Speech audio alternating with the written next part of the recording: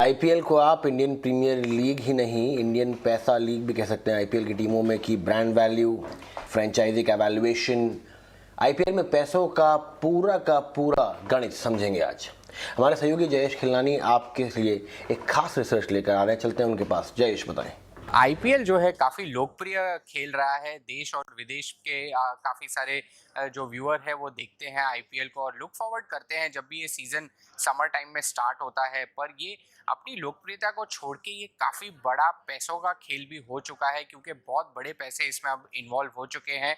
आप अगर value system की बात करें, जो आईपीएल का टोटल वैल्यू सिस्टम है, 2008 में जो लीग स्टार्ट हुई, जो $1 बिलियन के आसपास उसकी वैल्यूएशन थी, वो 2013 में जो है बढ़कर हो गई थी 3 से $3.5 बिलियन की, और 2020 के चलते $6 बिलियन का मार्क क्रॉस कर चुकी है। तो ये काफ़ी बड़े नंबर्स हमको देखने मिल रहे हैं अभी।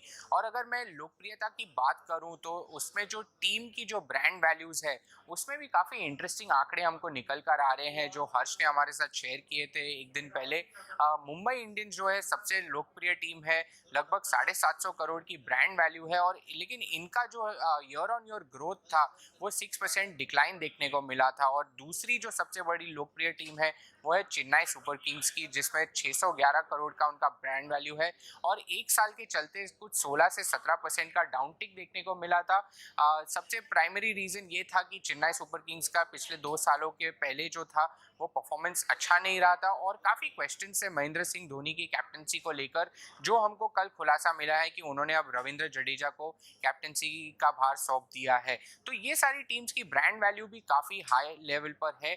और इसको अगर मैं कंपेयर करूँ अंतर्राष्ट्रीय क्लब हाउसेस से, जैसे कि डैलस काउबॉयज़ है, न्यूयॉर्क यांकीज़ है, या रियल मैड्रिड फुटबॉल क्लब है, 5 से 6 बिलियन डॉलर की इनको वैल्यूएशन मिलती है। तो इनके मुकाबले अगर मैं देखूं इंडियन फ्रेंचाइजीज, जैसे आपने कहा कि चेन्नई सुपर किंग्स के शेयर जो है ऑफ मार्केट में ट्रांजैक्ट होता है, उनकी वैल्यूएशन लगभग $1 बिलियन की है। तो आप देखेंगे कि ये अपने आप में कंपनीज जो है या इंडिविजुअल टीम्स है, ये एक यूनिकॉर्न बन चुकी है, और हम आशा करेंगे कि ये ग्लोबल स्टेज पर भी आगे चल के कम्पीट करें। चलिए, इस पर और बातचीत करने के लिए हमारे साथ जुड़ चुके हैं ब्रांड एक्सपर्ट विक्रम जेठवानी। विक्रम, पहला सवाल मेरा आपसे ये रहेगा कि 2008 में जब शुरुआत हुई थी तो कई बार ये नंबर इस्तेमाल करे गए थे, never seen before, never seen before. पर क्या आपको लगता है कि अब जिस तरीके की ग्रोथ हुई है उसको आप कैसे देखते हैं आईपीएल की?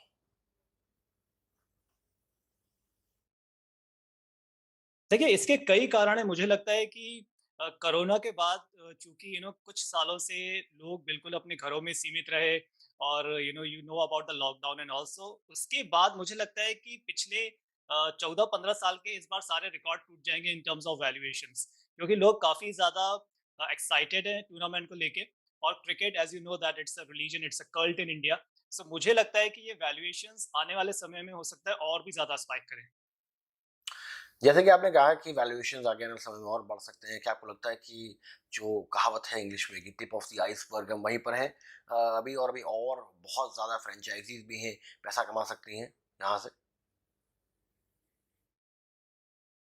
बिल्कुल, देखिए इंडिया में एक जो डिजिटल रेवोल्यूशन आ रहा है, आपने देखा होगा कि आज आपको सिर्फ़ टीवी की ज़रूरत नहीं है किसी भी एंटरटेनमेंट प्रोग्राम या क्रिकेट टूर्नामेंट को देखने के लिए। कई साल पहले आपको याद होगा कि हम लोग जब टीवी तक सीमित थे, तो हमें तो मतलब एक सिर्फ़ स्क्रीन को ढूँढना पड़ता था कि हम कहाँ मैच को देख पाएँ। बट अब तो आप सिर्फ़ मोबाइल स्क्रीन पे किसी भी मैच को देख सकते हैं। और इंटरनेट रेवोल्यूशन, इसके द्वारा आप देखेंगे कि जो 65% जनता जो रूरल एरियाज़ में थी, वो भी एक तो कवर हो रही है आज की डेट में, thanks to the telecom companies जो इतने अच्छे डेटा प्लान्स लेके आ रही हैं। So because of that the reach has increase. At the same time आप एक लिमिटेड नहीं हो टीवी स्क्रीन के लिए। आप अपने मोबाइल डिवाइस पे, आप चाहे ऑफिस में हो, चाहे ट्रैवल कर रहे हो, चाहे कहीं भी हो, आप सिर्फ मोबाइल डिवाइस पे आप एक्सेस कर सकते हैं। तो आपकी रीच इतनी बढ़ गई, और आपने सही कहा, पॉपुलेशन इतनी है हमारी country, one of the powerful countries in the world.